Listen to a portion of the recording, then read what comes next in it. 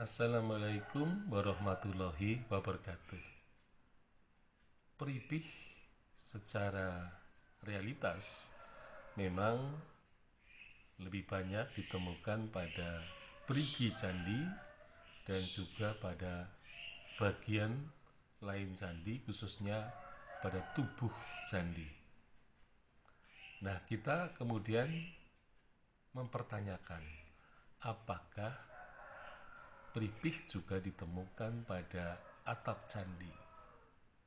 Nah, pertanyaan ini tentu saja sulit dijawab karena kenyataannya bahwa candi-candi di Indonesia hampir, katakanlah rata-rata, telah runtuh, terutama tidak lagi ditemukan secara utuh ya bagian atap dari candi itu.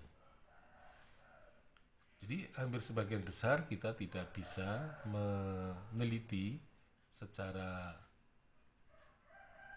general ya apakah pada atap candi itu juga ditemukan peripih.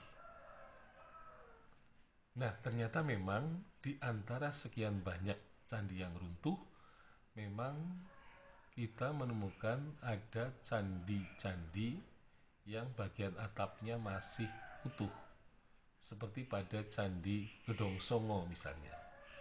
Jadi di Candi Gedong Songo ditemukan batu atap, bagian atap candi yang di situ ya ada lubang. Jadi lubangnya itu ada, kemudian ditutup dengan batu lainnya. Nah, kemudian di dalam lubang batu itu terdapat ya benda berharga, yaitu tabung ya, sebuah tabung, dan kemudian di dalam tabung itu terdapat lingga emas. Nah, jadi dari Candi Gedong Songo kita memperoleh data bahwa sebenarnya di dalam atap candi juga ditempatkan peripih.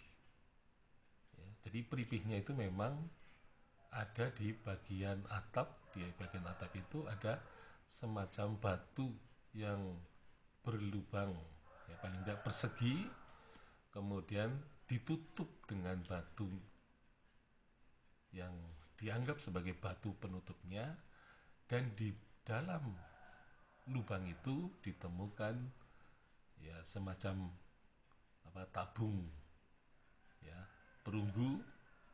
Di dalam tabung perunggu itu ada lingga emas. Nah, jadi hal itu menunjukkan bahwa memang sebenarnya ada ya peripih di dalam atap candi. Nah, kemudian pada kasus candi di dekat Candi Dwarawati di gugusan candi di dataran tinggi Dieng, itu juga ditemukan hal yang serupa. Ada batu yang memang ditempatkan di dalam atap candi yang ada lubangnya juga. Nah, di situ ditemukan misalnya kertas emas bertuliskan. Nah, jadi